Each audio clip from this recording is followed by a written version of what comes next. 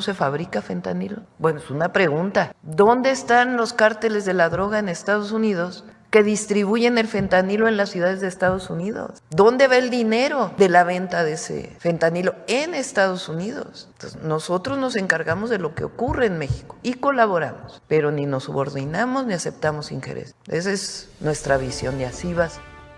Ni subordinación ni injerencias, dijo la presidenta de México, quien dio a conocer, pues sí, un plan ya para, de alguna manera, frenar la producción y la propagación del fentanilo en nuestro país, y lo hizo a través de va a ser una miniserie que se va a estar presentando, y hoy la primera parte del origen y de las consecuencias y las secuelas que produce el fentanilo. Escúchelo usted, que nos sigue a través de la 102.7 FM y puede apreciarlo en nuestras redes sociales de lo que se trata. Es un gran reportaje el que justamente nos ilustra de manera correcta, perfecta diría yo, de qué es el fentanilo y pues sí, el daño que produce.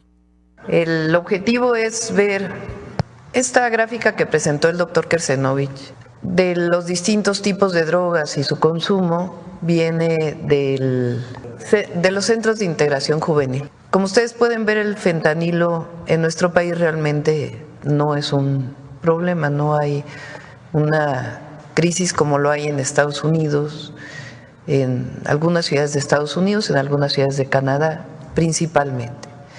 Pues no queremos que llegue a nuestro país y por eso iniciamos con esta campaña en contra del fentanilo y que se conozca qué significa el fentanilo y el daño que puede causar a la salud.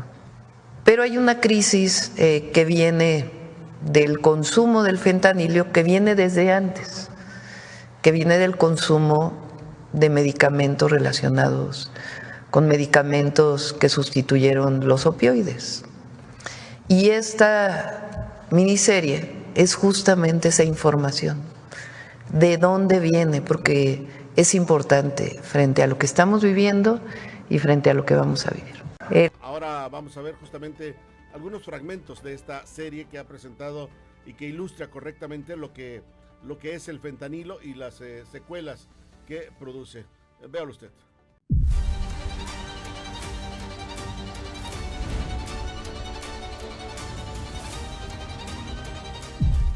Ninguna otra droga en la historia como el fentanilo había acabado con la vida de tantas personas en el mundo. ¿Qué ha ocasionado que estemos frente a una droga tan letal y distinta a las demás? Para entenderlo es necesario remontarnos a su primera aparición en 1959, cuando el Dr. Paul Janssen lo sintetizó por primera vez en Bélgica, con el objetivo de crear un analgésico potente y de acción rápida para utilizar en pacientes que sufrían enfermedades que ocasionan dolores intensos como el cáncer. Así, el fentanilo reemplazaría a la morfina. En 1960, Janssen creó su propia empresa, Janssen Pharmaceutical, con sede en Berce, Bélgica, la cual aprobó el uso del fentanilo y en 1961 vendió su fórmula a la farmacéutica estadounidense Johnson & Johnson, quienes desde un principio advirtieron su peligrosidad debido a su intensidad. Sin embargo, le permitieron a Janssen seguir trabajando para ellos en el desarrollo de nuevas variantes del fentanilo conocidas como análogos. Para 1963, varios países de Europa Occidental ya utilizaban el fentanilo mezclado con diversos analgésicos. En Estados Unidos hubo resistencias para su uso. La Organización de las Naciones Unidas sometió sus precursores en 1964 a la fiscalización internacional, incluyéndolo como una sustancia en la lista 1 de la Convención Única de 1961 sobre estupefacientes. Sería hasta 1968 que el regulador estadounidense, la Food Drug Administration, autorizó su uso médico únicamente diluido con droperidol, un sedante patentado por Johnson & Johnson llamado Inovar. En un principio, Inovar tuvo éxito en hospitales supliendo a la morfina, especialmente en pacientes con patologías cancerígenas y en operaciones muy intrusivas. Años después se detectó que estaba generando efectos adversos debido a su composición química, entre ellos depresión respiratoria intensa, así poniendo en riesgo la vida de las personas.